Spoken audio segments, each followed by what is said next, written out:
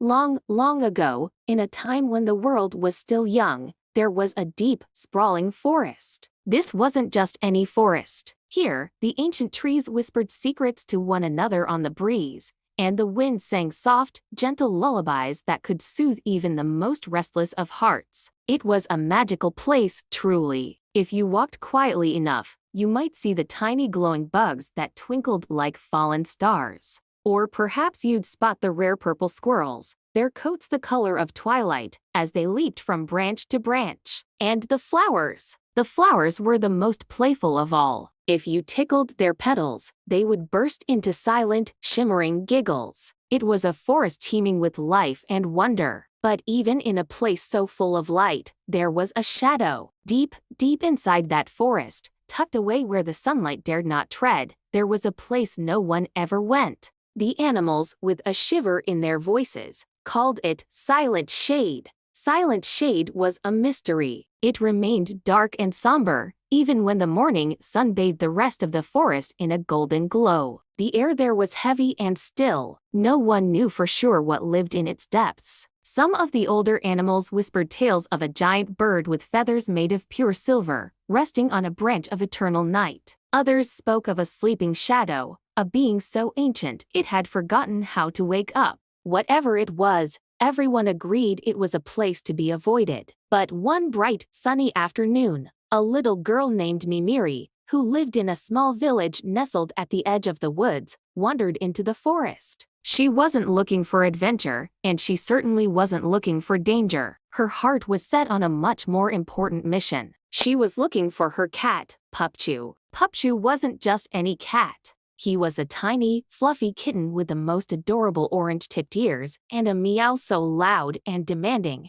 it was a miracle it came from such a small creature. He had a habit of exploring, and today, he had explored a little too far. Pupchu, Mimiri called out, her voice echoing through the whispering trees. Where are you? Come on, boy. Her calls were answered only by the rustling leaves and the distant chirping of birds. But Mimiri was determined. She scanned the ground and there, in the soft earth, she saw them, tiny, perfect paw prints. She began to follow them, her heart full of hope. The paw prints led her deeper and deeper into the woods. She followed them past the giggling flowers and the chattering squirrels. But soon, she noticed a change. The trees around her seemed to grow taller, their branches tangling together overhead like a thick, woven roof. The cheerful sounds of the forest faded away, replaced by an unnerving quiet. And strangest of all, the warm, bright sun seemed to disappear,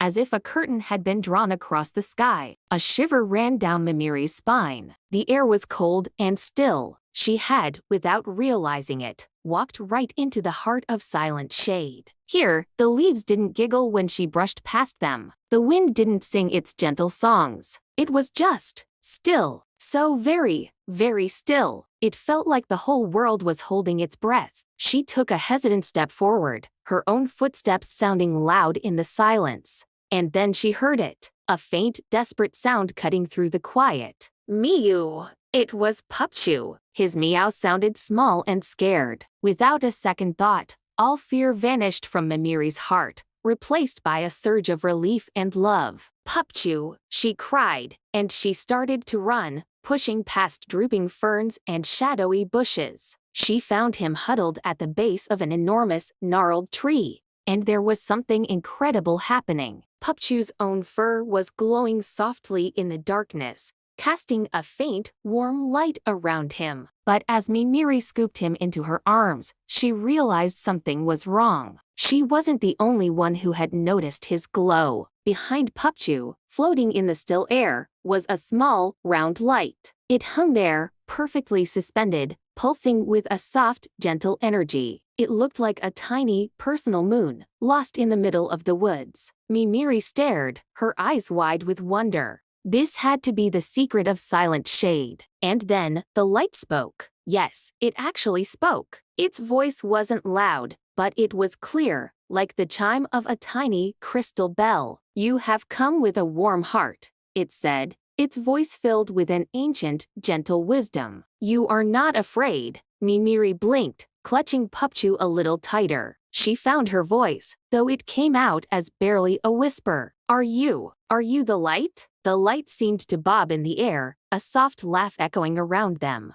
I was once the heart of this forest, it explained, the source of its joy and its magic. But over time, I got lost. I was forgotten. Mimiri looked around at the drooping trees and the closed, bloomless flowers. She finally understood. The sadness of this place wasn't something evil. It was just loneliness. Why is it so dark here? She asked, her voice soft with sympathy. Because nobody comes with kindness anymore, the light replied, its glow dimming slightly. The stories about me grew twisted and scary. Now they all fear me. Mimiri hugged Pupchu tight. His little purr vibrated through her, a small engine of warmth and comfort. She looked from the sad little light back to the gloomy forest. I'm not afraid, she said, her voice clear and sure. Can I help? How can I help you? The light seemed to brighten, and it floated a little closer to her. You can, it whispered. Touch the ground with both of your hands. And then, think of something happy. Something that fills your heart with warmth.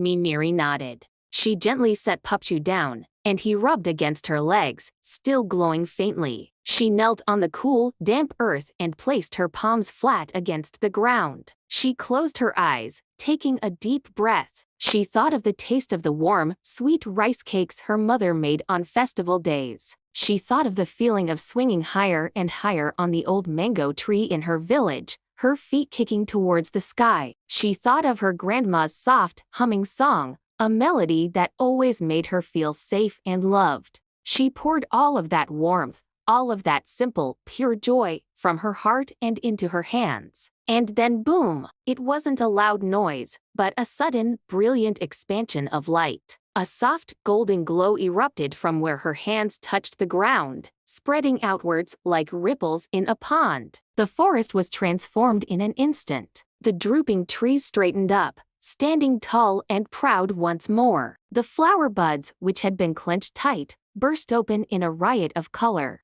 And the wind, which had been so silent, came rushing back, humming a cheerful, happy tune through the leaves. The small, round light swirled joyfully around Mimiri, its glow brighter than ever. You've brought back the joy, it chimed, its voice full of gratitude. You reminded this place what it feels like to be happy. The forest remembers. Then, its mission complete, the light began to fade, rising gently up through the canopy. It grew fainter and fainter, until it disappeared into the sky, like a little star finally going home for the day. Mimiri stood up, a wide smile on her face. She picked up a purring Pupchu and turned to head home, the forest now alive and vibrant around her. But just before she left the clearing, she heard a new whisper carried on the wind, a voice that seemed to come from all the trees at once. Come again, child of light. And from that day forward, the place once known as Silent Shade was never silent or shady again.